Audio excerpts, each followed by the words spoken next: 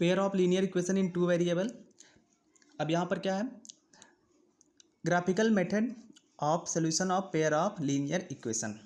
तो यहाँ पर क्या दिया है, अब एक बात दिया है पेयर ऑफ लीनियर इक्वेशन, मतलब यहाँ पर क्या है वन, मतलब नहीं टू इक्वेशन है यहाँ पर। तो क्या है, let a pair of linear equation are a pair of linear equations are a pair of linear equations क्या है यहाँ पर, पहला मान लेते हैं a1x plus b1y plus c1 equal to 0, और दूसरा है a2x plus b2y plus c2 equal to 0। तो दो यहाँ पर इक्वेशन है, a1x plus b1y plus c1 equal to 0, a2x plus b2y plus c2 equal to 0। अब यहाँ पर क्या होता है, एक वर्ड होता है कॉन्सिस्टेंट और दूसरा क्या होता है इनकॉन्सिस्टेंट। एक पॉइंट होता है कॉन्सिस्टेंट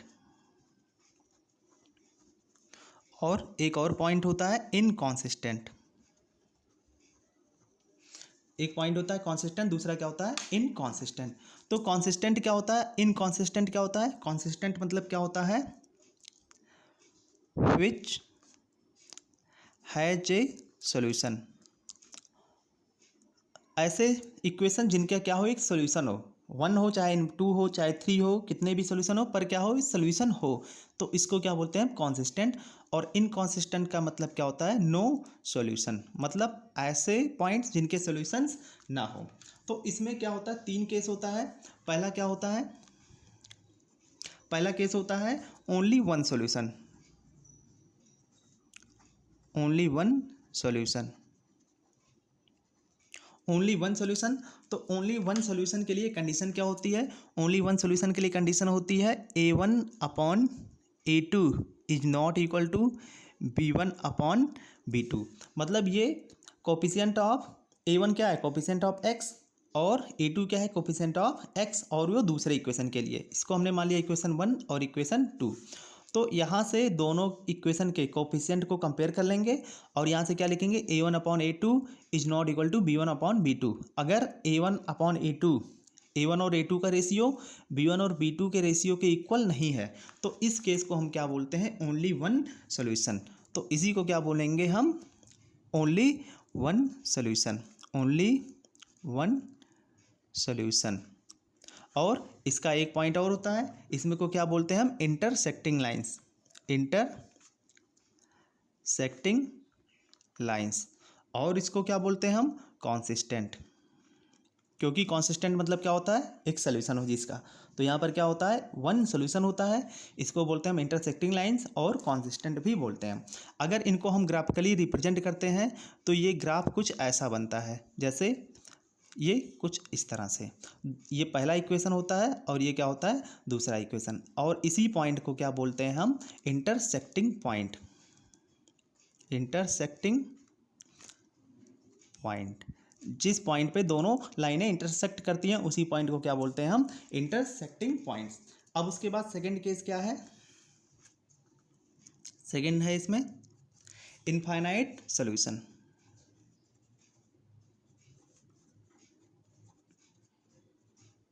इनफाइनाइट सॉल्यूशन, तो इनफाइनाइट सॉल्यूशन का केस क्या होता है, इनफाइनाइट सॉल्यूशन के लिए क्या होना चाहिए a1 upon a2 equal b1 upon b2 equal to c1 upon c2।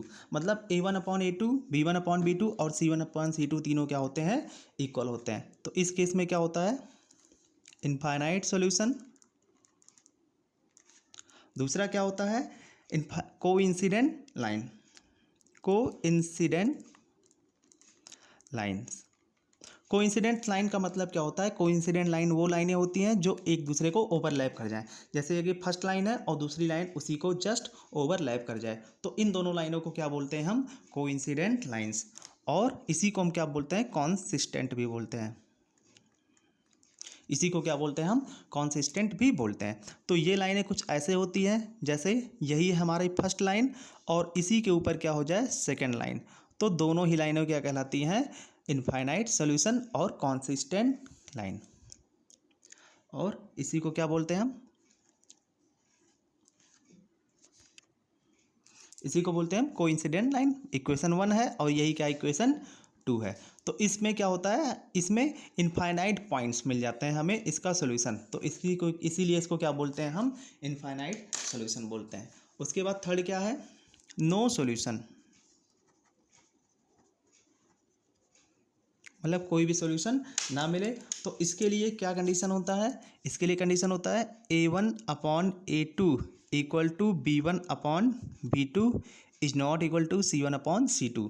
A1 A2 का रेशियो B1 और B2 के रेशियो को इक्वल हो, लेकिन C1 और C2 के रेशियो के इक्वल ना हो, तो इसी को क्या बोलते हैं हम, नो सॉल्यूशन। और ये इस केस में क्या होता है, पैरेलल लाइंस हो जाती हैं, पैरेलल लाइंस। इस केस में दोनों लाइनें क्या होती हैं, एक दूसरे के पैरेलल होती हैं, और इसी को क्या बोलते हैं, इनकॉन्सिस्टेंट। अगर इनका ग्राफ हम ड्रॉ करते हैं तो कुछ इस तरह से बनती है। अगर ये लाइन है पहली और ये क्या होगी दूसरी लाइन, ये क्या है फर्स्ट लाइन, तो ये क्या है सेकंड लाइन, दोनों ही क्या होती हैं एक दूसरे के पैरेलल होती हैं। तो नो केस का सोल्यूशन, नो सोल्यूशन का केस क्या होता है, मतलब पैरेलल लाइन, और इसी को बोलते हैं हम इनकॉन्सिस्टेंट। अब उसके बाद इसी एक्सरसाइज का है, एक्सरसाइज का हमारा 3.2 है, एक्सरसाइज है 3.2, क्वेश्चन नंबर 1 है।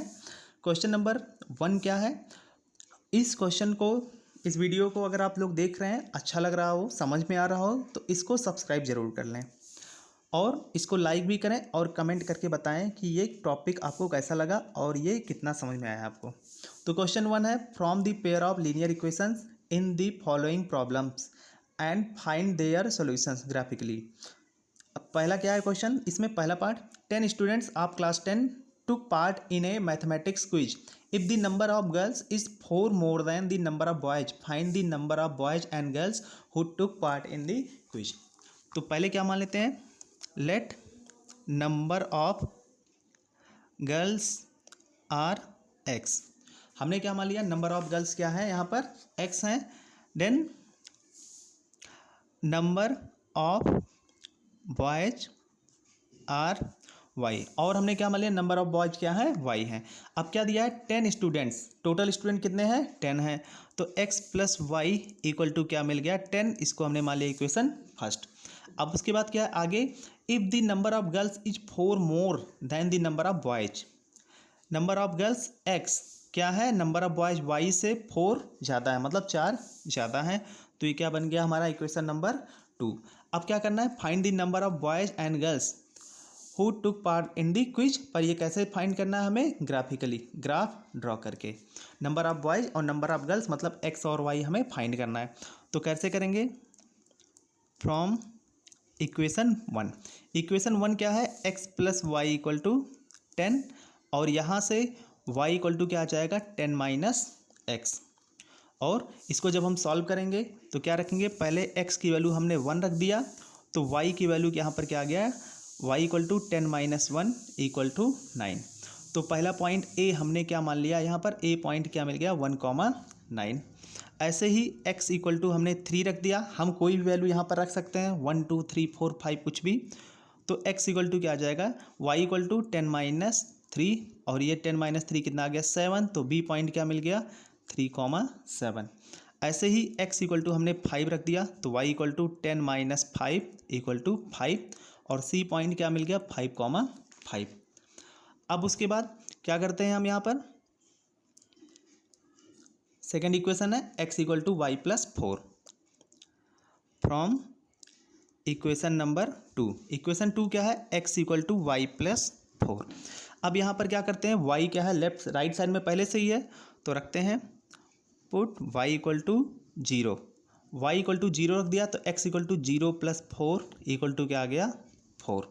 तो यहाँ पर p पॉइंट हमें क्या मिल गया, 4,0। यहाँ पर ध्यान रखेंगे हम, पहले x को रखेंगे बाद में y को, पहला x क्या आया 4, तो 4 हमने पहले लिख दिया, और y 0 है तो बाद में लिख दिया। अब उसके बाद क्या रखेंगे हम, y इक्वल टू हमने रख दिया यहाँ पर 1, तो x इक्वल टू क्या आ गया, 1 प्लस 4, और 1 प्लस 4 क्या आ गया, 5, तो q पॉइंट क्या मिल गया यहाँ पर, 5,1, इस तरह से। और y इक्वल टू अगर हमने 2 रख दिया, तो x इक्वल टू क्या आ गया, y प्लस 2, सॉरी यहाँ पर क्या आ गया, 2+4, y की वैल्यू क्या रखी है 2, तो क्या आ गया 2+4 और ये क्या आ गया 6, आर पॉइंट क्या मिल गया 6,2। तो ए बी सी इक्वेशन 1 से और पी क्यू आर इक्वेशन 2 से हमें मिल गया। अब इसको हम ग्राफ पे रिप्रेजेंट करते हैं अपने। तो कैसे रिप्रेजेंट करेंगे, ये हमारा ग्राफ है। तो यहाँ पर क्या है, पहला पॉइंट है 1 2, यहाँ पर इसमें थोड़ा स्पेस कम हो जाएगा, इसलिए हम दूसरे ग्राफ पेज पे सॉल्व करते हैं इस क्वेश्चन को। तो यहाँ पर क्या है, ये ग्राफ पेपर है, इसी पे हमें सॉल्व करते हैं इस इक्वेशन को अपने। तो यहाँ पर क्या है, पॉइंट 1 2 3 4 5 6 7 8 9 10। ऐसे ही वाई एक्सिस पे भी पॉइंट रख लिया, 1 2 3 4 5 6 7 8 9 10, इस तरह से। अब देखते हैं पहला पॉइंट क्या है, पहला पॉइंट ए है 1,9। तो 1,9 का मतलब क्या हुआ, एक्स की वैल्यू क्या है 1 और वाई की वैल्यू क्या है 9। तो एक्स पे 1 और वाई पे 9, तो पहला पॉइंट हमें ये मिल गया। ये पॉइंट हमें क्या मिल गया, पॉइंट ए क्या मिल गया 1,9। अब देखते हैं दूसरा पॉइंट क्या है, सेकेंड पॉइंट क्या है 3,7। 3,7 का मतलब क्या हुआ, एक्स की वैल्यू 3 और वाई की वैल्यू 7। तो इस हिसाब से हमें ये पॉइंट मिल गया, पॉइंट बी क्या है 3,7। सी पॉइंट क्या है 5,5। तो सी पॉइंट ये मिल गया 5 और वाई एक्सिस पे 5, तो ये पॉइंट हमें मिल गया, सी पॉइंट क्या आ गया 5,5। इसको हम ड्रॉ कर लेते हैं, एक लाइन हम ड्रॉ कर देते हैं तीनों पॉइंट को ज्वाइन करके। तो ए पॉइंट, ए बी और सी तीनों को हमने ज्वाइंट किया, तो क्या मिल गया हमें, एक स्ट्रेट लाइन कुछ इस तरह से मिल गया। अब उसके बाद क्या है, हमें पॉइंट को ड्रॉ करना है पी क्यू आर को। तो पी क्यू आर को हम ड्रॉ करते हैं, प्लॉट करते हैं पहले पी क्यू आर को। तो पी पॉइंट क्या है 4,0, मतलब एक्स की वैल्यू क्या है 4 और वाई की वैल्यू 0। तो ये हमारा पॉइंट मिल गया, पॉइंट पी क्या मिल गया 4,0, क्योंकि एक्स की वैल्यू 4 है और वाई की वैल्यू क्या है 0। एक्स एक्सिस पे वाई की वैल्यू हमेशा 0 होती है। अब क्या है उसके बाद, क्यू पॉइंट क्या है 5,1। क्यू पॉइंट क्या है 5,1, एक्स पे 5 और वाई पे 1। तो ये क्यू पॉइंट मिल गया क्या 5,1। अब उसके बाद नेक्स्ट पॉइंट क्या है, आर पॉइंट 6,2। एक्स की वैल्यू क्या है 6, एक्स की वैल्यू क्या है 6 और वाई की वैल्यू 2। एक्स की वैल्यू 6 और वाई की वैल्यू क्या है 2। तो ये पॉइंट हमें क्या मिल गया, आर पॉइंट 6,2। अब पॉइंट पी क्यू आर तीनों को हम ज्वाइंट करते हैं, तीनों पॉइंट को। तो क्या है हमारा, ये पी क्यू आर होते हुए हमने ड्रॉ कर दिया कुछ इस तरह से, ये पॉइंट हमें मिल गया। अब यहाँ पर क्या मिल गया, हमने क्या किया, इक्वेशन 2 को ड्रॉ कर दिया। इक्वेशन 2 हमारा क्या था, यहाँ पर x = y+4, x = y+4। और यहाँ से हमने जो इक्वेशन 1 को ड्रॉ किया है, इक्वेशन 1 है हमारा, ये क्या था x + y = 10। यहाँ पर हम ऐसे ही इक्वेशन को रिप्रेजेंट कर देंगे। अब क्या फाइंड करना है, number of boys and number of girls. अब देखते हैं दोनों पॉइंट कहाँ पर इंटरसेक्ट कर रहे हैं। तो दोनों पॉइंट इस पॉइंट पे इंटरसेक्ट कर रहे हैं, तो वही हमारा इंटरसेक्टिंग पॉइंट। यही पॉइंट हमारा क्या है, इंटरसेक्टिंग पॉइंट। और इस पॉइंट के कोऑर्डिनेट क्या है, अगर हम बात करते हैं तो एक्स एक्सिस पे इसकी वैल्यू क्या है 7। इस पॉइंट के हम पॉइंट फाइंड करते हैं, देखते हैं एक्स एक्सिस पे ये है हमारा, एक्स एक्सिस की वैल्यू क्या है 7 और वाई एक्सिस पे इसकी वैल्यू क्या है 3। तो क्या मिल गया 7,3। तो यहाँ से क्या मिला, x, y = 7,3। इसका मतलब क्या हो गया, x = 3, x = 7 और y = 3। और x हमने क्या मान लिया था पहले से ही गर्ल्स, और y क्या है बॉयज। तो कितने गर्ल्स हैं 7 और बॉयज कितने हैं 3। अब ऐसे ही क्वेश्चन नंबर 1 का सेकंड पार्ट है, 5 pencil and 7 pen together cost ₹50, while 7 pencil and 5 pen together cost ₹45। Find cost of 1 pencil and 1 pen. इसको भी हमें ग्राफिकली सॉल्व करना है। तो जैसे इस क्वेश्चन को हमने सॉल्व किया है, वैसे ही ग्राफिकली इसको भी सॉल्व करेंगे। इसका इक्वेशन क्या बन जाएगा, 5x + 7y इक्वल टू 50 और दूसरा इक्वेशन क्या बनेगा 7x plus 5y equal to 46। तो इन दोनों इक्वेशन को सॉल्व करके पॉइंट्स फाइंड करके हम क्या कर सकते हैं, ग्राफिकली इसको भी सॉल्व कर सकते हैं। तो इस क्वेश्चन को आप लोग सॉल्व कीजिए और बताइए कमेंट में अगर कोई डाउट हो तो। अब उसके बाद क्वेश्चन नंबर 2 है एक्सरसाइज 3.2 का। On comparing the ratios A1/A2, B1/B2 and C1/C2 find out whether the line representing the following pair of linear equation intersect at a point are parallel और कोइंसिडेंट। मतलब यहाँ से हमें A1/A2, B1/B2 और C1/C2 find करके हमें क्या find करना है कि इसमें तीनों इक्वेशन में क्वेश्चन 1, 2 और 3 में कौन सा क्वेश्चन यहाँ पर इंटरसेक्टिंग एट ए पॉइंट है, कौन सा पैरेलल है और कौन सा क्या है कोइंसिडेंट। तो क्वेश्चन 1 को हम सॉल्व करते हैं। क्वेश्चन 1 क्या है 5x minus 4y plus 8 equal to 0 और इक्वेशन 2 क्या है यहाँ पर 7x plus 6y minus 9 equal to 0। ये क्या आ गया इक्वेशन 1 और इक्वेशन 2। अब क्या करेंगे, लीनियर इक्वेशन का जो जनरल इक्वेशन होता है उससे हम इस इक्वेशन को कंपेयर करेंगे। तो जनरल इक्वेशन क्या होता है A1x plus B1y plus C1 equal to 0, A2x plus B2y plus C2 equal to 0। इसी से हम कंपेयर करेंगे। तो क्या करेंगे, compare equation 1 with A1x plus B1y plus C1 equal to 0 और क्या है कंपेयर इक्वेशन 2 विथ क्या है A2x plus B2y plus C2 equal to 0। तो यहाँ से देखते हैं इक्वेशन 1 को हम इससे कंपेयर कर रहे हैं। तो A1 की वैल्यू क्या आ जाएगी यहाँ पर 5, B1 की वैल्यू यहाँ पे क्या है B1y और यहाँ पे क्या है -4y। तो B1 की वैल्यू क्या आ गई -4 और C1 की वैल्यू क्या आ जाएगी ऐसे 8 और यहाँ से A2 की वैल्यू 7, B2 की वैल्यू 6 और C2 की वैल्यू क्या मिल जाएगी -9। इक्वेशन 2 को इस इक्वेशन 2 को हमने इससे कंपेयर किया है। तो यहाँ से A1 B1 A1 A2 B1 B2 C1 C2 सब कुछ हमने फाइंड कर लिया। अब क्या फाइंड करेंगे हम A1/A2। तो A1/A2 क्या आ जाएगा 5/7 और B1/B2 फाइंड करेंगे तो क्या आ जाएगा -4/6 और ये क्या आ जाएगा -2/3। और यहाँ से फाइंड करेंगे हम C1/C2। C1/C2 क्या आ जाएगा 8/-9।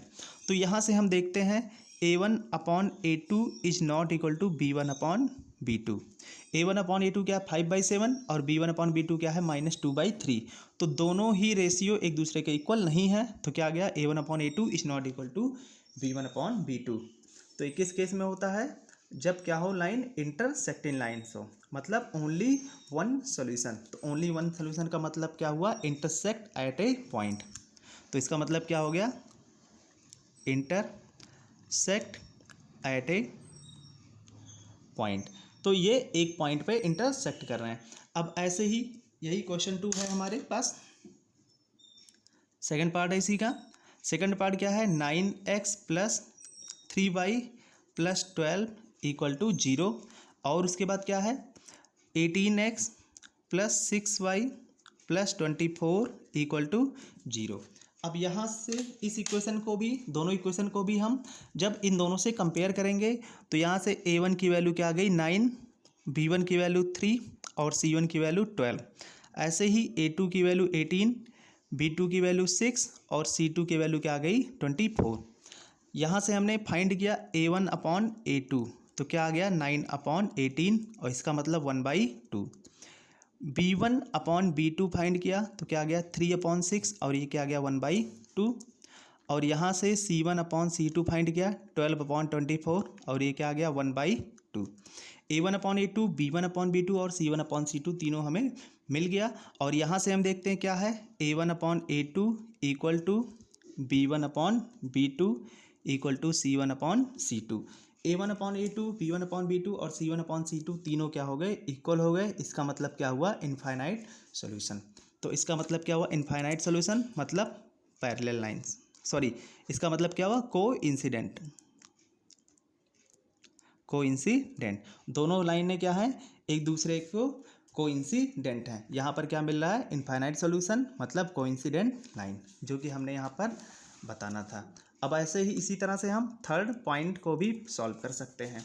अब हमारा क्वेश्चन है क्वेश्चन नंबर 3 यहाँ पर, on comparing the ratios a1/a2 b1/b2 and c1/c2 find out whether following pair of linear equation are consistent और इनकॉन्सिस्टेंट। तो इसमें हमें बताना है कॉन्सिस्टेंट कौन सा है और इनकॉन्सिस्टेंट कौन सा है। तो हम सीधा जानते हैं यहाँ पर कॉन्सिस्टेंट मतलब सॉल्यूशन और इनकॉन्सिस्टेंट मतलब क्या होता है, नो सॉल्यूशन। तो कॉन्सिस्टेंट और इनकॉन्सिस्टेंट हमें फाइंड करना है। फर्स्ट पार्ट है यहाँ पे 3x + 2y = 5 और 2x - 3y = 7। यहाँ से हमें a1 की वैल्यू क्या मिली 3, b1 की वैल्यू 2 और c1 की वैल्यू क्या मिल गई 5। और यहाँ से a2 की वैल्यू 2, b2 की वैल्यू -3 और c2 की वैल्यू क्या आ गई 7। अब क्या करेंगे हम a1/a2, a1/a2 क्या आ गया 3/2, b1/b2 क्या आ गया 2/-3 और c1/c2 क्या आ गया 5/7। और इन तीनों से हम क्या लिख सकते हैं a1/a2 is not equal to b1/b2। a1/a2 और b1/b2 एक दूसरे के इक्वल नहीं है। तो a1/a2 और b1/b2 is not equal to each other, then क्या होता है यहाँ पर कॉन्सिस्टेंट। तो इसको हम क्या लिख देंगे कॉन्सिस्टेंट। अब ऐसे ही यहाँ पर क्वेश्चन इसी का सेकंड पार्ट, थर्ड, फोर्थ और फिफ्थ आप लोग सॉल्व कीजिए और मुझे कमेंट में बताइए कि इनमें से कितने क्वेश्चन आपके सॉल्व हो गए और किस क्वेश्चन में कोई डाउट है। तो क्वेश्चन 4 है, which of the following pair of linear equation are consistent और इनकॉन्सिस्टेंट। अब सेम वही है जैसा क्वेश्चन 3 था, इसमें बताना है कॉन्सिस्टेंट है या इनकॉन्सिस्टेंट है। If consistent obtain this solution graphically, अगर कॉन्सिस्टेंट है तो क्या करना है ग्राफिकली सॉल्व करना है। तो इस क्वेश्चन को आप क्वेश्चन नंबर 3 के हिसाब से चेक कर सकते हैं और ग्राफिकली इसको सॉल्व भी कर सकते हैं। अगर कॉन्सिस्टेंट निकले तो इसको सॉल्व करना है और इनकॉन्सिस्टेंट हो तो उसको सॉल्व नहीं करना है। तो क्या करेंगे इसको हम क्वेश्चन नंबर 3 की जैसे सॉल्व करेंगे। अगर कोई डाउट हो इस क्वेश्चन में तो मुझे कमेंट में बताइए, मैं इसके ऊपर दूसरा वीडियो भी बना दूंगा। इसको आप लोग सॉल्व कीजिए। अब मैं क्वेश्चन नंबर 5 बताता हूँ। क्वेश्चन 5 क्या है, half the perimeter of a rectangular garden whose length is 4 metre more than its width is 36 centimetre, find the dimension of the garden. Half the perimeter of a rectangular garden, तो पहले एक garden बना लेते हैं rectangular. इसके length को हमने x मान लिया और ब्रेथ को क्या मान लिया y, विड्थ को y और लेंथ को x मान लिया। अब क्या दिया है, half the perimeter of a rectangular garden whose length is 4 metre more than its width. पहले देखते हैं length is 4 metre more than its width, तो x इक्वल टू क्या आ गया y + 4, क्योंकि लेंथ क्या है x जो कि विड्थ y से 4 मीटर ज़्यादा है। ये क्या मिल गया इक्वेशन फर्स्ट। अब अगला क्या है उसके बाद, हाफ दी पेरीमीटर, हाफ दी पेरीमीटर का मतलब क्या हो गया, पेरीमीटर को p मान लिया p/2, हाफ दी पेरीमीटर। अब यहाँ पर क्या दिया इज 36 सेंटीमीटर। सेम फिर से पढ़ते हैं, हाफ दी पेरीमीटर मतलब p/2 of a rectangular garden whose length is 4 metre more than its width. इतना इसका तो हमने यूज कर लिया, इज 36 सेंटीमीटर। तो पेरीमीटर का हाफ कितना है 36 centimetre. Find the dimensions of the garden, तो गार्डन का डायमेंशन हमें फाइंड करना है। तो पेरीमीटर इक्वल टू क्या होता है 2 times L + W, length plus width. और पेरीमीटर का फॉर्मूला लिख दिया, /2 है पहले से ही, इक्वल टू क्या आ गया 36, 2 से 2 cancel, x + y equal to क्या आ गया 36। ये क्या मिल गया हमें इक्वेशन नंबर 2। तो यहाँ से इक्वेशन 1 हमें मिल गया x = y + 4 और इक्वेशन 2 x + y = 36। कैसे सॉल्व करेंगे इक्वेशन 1 को, from equation 1 x equal to क्या है y + 4 और इक्वेशन 2 क्या है x + y = 36। तो यहाँ से x इक्वल टू क्या लिख सकते हैं 36 - y। अब इस इक्वेशन में y की वैल्यू हम रखेंगे 0 पहले रख देंगे, 1 रख देंगे, 2 रख देंगे, 3 वैल्यू मिल जाएंगी हमें। और इसमें भी y की वैल्यू 10 रख देंगे, y की वैल्यू 15 रख देंगे और y की वैल्यू 20 रख देंगे। तो इसमें भी x की 3 वैल्यूज हमें मिल जाएंगी। और इस हिसाब से ग्राफिकली जैसे हमने अभी तक क्वेश्चन को सॉल्व किया है उसी तरह से सॉल्व करके हम इसका सोल्यूशन यहाँ पर फाइंड कर लेंगे, जैसे अभी हमने इसके पहले एक क्वेश्चन सॉल्व किया था, ये क्वेश्चन सॉल्व किया था। तो दोनों लाइनें जब हम ड्रॉ करेंगे तो जिस पॉइंट पे इंटरसेक्ट करेंगी वही क्या हो जाएगा, उनका सोल्यूशन हो जाएगा, और इस हिसाब से हम डायमेंशन फाइंड कर लेंगे। अब क्वेश्चन नंबर 6 है, given the linear equation 2x + 3y - 8 = 0, write another linear equation in two variable such that the geometrical representation of the pair of so formed is।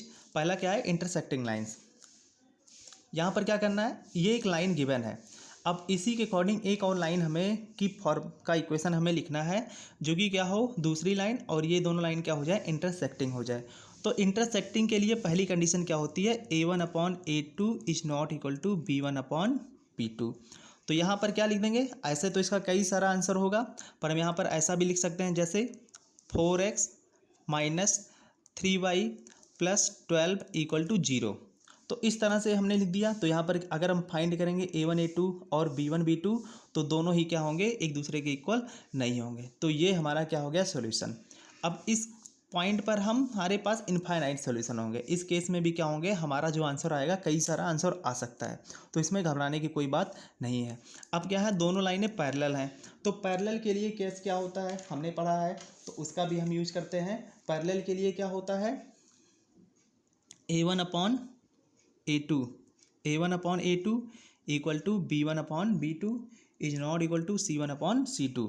मतलब a1 a2 b1 b2 का ratio same हो पर c1 c2 का ना हो। तो उसके लिए इक्वेशन क्या लिख देंगे हम यहाँ पे, 4x + 6y - 2 = 0। अब इन दोनों को जब हम सॉल्व करेंगे तो a1/a2 b1/b2 मिल जाएगा, पर c1/c2 ये नहीं मिलेगा। तो ये क्या हो गया हमारा दूसरे पार्ट का सॉल्यूशन। और तीसरा क्या है यहाँ पर, कोइंसिडेंट। कोइंसिडेंट के लिए क्या होता है, कोइंसिडेंट के लिए क्या होता है, a1/a2 = b1/b2 = c1/c2। तो a1/a2 = b1/b2 = c1/c2। तो इसको हम क्या लिख सकते हैं, ऐसे ही सेम 4x + 6y माइनस यहाँ पे क्या आ जाएगा 16 इक्वल टू क्या हो जाएगा 0। तो ये क्या हो गया हमारा, अगर इसको हम सॉल्व करेंगे तो a1/a2 b1/b2 और c1/c2 तीनों क्या मिल जाएंगे, इक्वल। तो इसलिए क्या हो गया हमारा कोइंसिडेंट लाइन। सिंपल एक बार और समझ लेते हैं, एक इक्वेशन गिवन है, अब इसका एक हमें पेयर लिखना था और उसकी 3 कंडीशन थी। पहली क्या थी, इंटरसेक्टिंग हो, दूसरी क्या हो, पैरेलल हो, तीसरी क्या हो, कोइंसिडेंट हो। तो तीनों हमने यहाँ पर सॉल्व कर लिया है। अब है हमारा क्वेश्चन नंबर 7 और लास्ट क्वेश्चन। क्वेश्चन 7 है, draw the graph of the equation x - 5 + 1 = 0 and 3x + 2y - 12 = 0। Determine the coordinates of the vertices of the triangle formed by these line and the x-axis and set the triangular region। तो पहले हम इन दोनों question को equation को solve करते हैं, जो equation दोनों गिवन है उनको सॉल्व करते हैं और उसके बाद ग्राफ ड्रॉ करके आगे क्वेश्चन को हम सॉल्व करेंगे। तो अगर आपने अभी तक ABC मैथ को सब्सक्राइब ना किया हो तो इसको सब्सक्राइब कर लें और कमेंट ज़रूर करें, बताएं कि ये पॉइंट ये वीडियो आपको समझ में आया या नहीं, या कितना कैसे लगा। तो क्या है, पहला इक्वेशन x - y + 1 = 0। यहाँ से हम क्या करते हैं, y और 1 को राइट साइड में ट्रांसफ़र कर देते हैं। तो क्या आ जाएगा यहाँ से y - 1, इसको राइट साइड में ट्रांसफ़र किया और 1 को भी राइट साइड में ट्रांसफ़र कर दिया। तो x = क्या आ गया, y - 1। अब यहाँ पर y की वैल्यू हमने क्या रख दिया, 0। तो x की वैल्यू क्या आ जाएगी, y की वैल्यू जब 0 रखेंगे तो x की वैल्यू 0 - 1 क्या आ गया, -1। तो a पॉइंट हमारा क्या मिल गया यहाँ पर, -1, 0। ऐसे ही y की वैल्यू जब हमने 1 रख दिया तो x की वैल्यू क्या आ गई, 1 - 1 और ये क्या मिल गया, 0। तो b पॉइंट हमें क्या मिल गया, 0, 1। नेक्स्ट y = हमने क्या रख दिया, 2। तो x की वैल्यू क्या आ गई यहाँ पर, 2 - 1 = 1। तो c पॉइंट हमें क्या मिल गया, 1, 2। तो यहाँ से इक्वेशन 1 के लिए 3 पॉइंट a, b और c फाइंड कर लिया। सेकेंड इक्वेशन क्या है, 3x + 2y - 12 = 0। तो क्या है यहाँ पर, 3x + 2y - 12 = 0। यहाँ से हम 3x और 12 को राइट साइड में ट्रांसफ़र कर देते हैं। तो 2y = क्या आ जाएगा, 12 - 3x। 12 यहाँ पर प्लस हो जाएगा और ये क्या हो जाएगा, माइनस। और इस तरह से y इक्वल टू क्या आ जाएगा 12 माइनस 3x/2। अब यहाँ पर x की वैल्यू हम रखेंगे, x की वैल्यू अगर 0 रखेंगे तो y की वैल्यू क्या आ जाएगी 12 माइनस 3 इंटू 0/2। और यहाँ से क्या आ जाएगा 12/2 और क्या आ जाएगा 6। तो P पॉइंट हमें क्या मिल जाएगा 0,6। P पॉइंट हमें क्या मिल जाएगा 0,6। ऐसे ही x की वैल्यू जब हम यहाँ पे रख देंगे 2 रख देंगे, x की वैल्यू 2 रख देंगे तो y की वैल्यू क्या आ जाएगी 12 माइनस 3 इंटू 2/2। 12 माइनस 6/2 और ये क्या आ जाएगा 6/2, कितना मिल जाएगा 3। तो Q पॉइंट हमें क्या मिल जाएगा 2,3। और ऐसे ही x की वैल्यू जब हम 3 रख देंगे तो y इक्वल टू क्या आ जाएगा 12 माइनस 3 इंटू 3/2। 12 माइनस 3 इंटू 3 क्या आ गया 9, 9/2। 12 माइनस 9 क्या आ गया 3, 3/2 का मतलब क्या आ गया 1.5। तो r पॉइंट हमारा क्या मिल गया 3,1.5। तो यहाँ से भी हमने पी क्यू आर तीनों पॉइंट फाइंड कर लिए और A B C P Q R तीनों पॉइंट फाइंड कर लिए। अब इसी को हम ग्राफ पे अपने प्लॉट करते हैं। अब इन सभी पॉइंट्स को हम ग्राफ पेपर पे ड्रॉ करते हैं। तो पहला पॉइंट ए क्या है -1,0। तो यहाँ पर -1 मतलब x की वैल्यू क्या है -1 है। तो a की वैल्यू -1,0 ड्रॉ करते हैं। x की वैल्यू -1, y की वैल्यू 0 मतलब x एक्सिस। x की वैल्यू -1 क्या है, ये हमारा ऑरिजिन है और ऑरिजिन से लेफ्ट की साइड में जाते हैं तो पहला पॉइंट हमें मिल गया। ये पॉइंट क्या है हमारा पॉइंट ए क्या है -1,0। इसको हमने यहाँ पर लिख लिया थोड़ा। अब नेक्स्ट पॉइंट क्या है 0,1 मतलब x की वैल्यू 0 है और y की वैल्यू क्या है 1। तो x की वैल्यू 0 और y की वैल्यू 1, तो b पॉइंट हमें क्या मिल गया 0,1। c पॉइंट क्या है 1,2, x की वैल्यू 1, y की वैल्यू 2। x की वैल्यू 1 और y की वैल्यू 2, तो ये क्या मिल गया हमें c पॉइंट यहाँ पर 1 और ये 2। तो c पॉइंट क्या मिला 1,2। ये पॉइंट हमारा c पॉइंट है। x की वैल्यू यहाँ पर 1 है और y की वैल्यू क्या है 2 है। अब इन तीनों पॉइंट्स को ए बी सी को हम ज्वाइंट कर देते हैं। ए बी और ये क्या है हमारा सी पॉइंट, तीनों को हम ज्वाइंट करते हैं तो ये लाइन कुछ ऐसी मिलती है इस तरह से। अब उसके बाद क्या है point P Q are. P क्या है 0,6। 0,6 का मतलब क्या होगा x की वैल्यू 0, y की वैल्यू 6। तो ये पॉइंट हमें मिल गया p पॉइंट 0,6। नेक्स्ट पॉइंट क्या है q 2,3। x की वैल्यू 2, y की वैल्यू 3। x की वैल्यू 2 और y की वैल्यू 3, तो ये पॉइंट हमें क्या मिल गया q पॉइंट। q पॉइंट क्या है 2,3। अब उसके बाद r पॉइंट क्या है यहाँ पर 3,1.5। तो ये क्या है 3 और 1.5 कहाँ आएगा, ये 1 है और ये 2, इन दोनों के बीच में क्या आएगा 1.5। तो ये क्या आ गया हमारा r पॉइंट 3,1.5। इन तीनों पॉइंट्स को हम ज्वाइंट कर देते हैं पी क्यू आर को, तो कुछ ऐसा मिलेगा लाइन। ये पी क्यू और ये क्या है पॉइंट आर, इन तीनों को हमने इस तरह से ज्वाइंट कर दिया।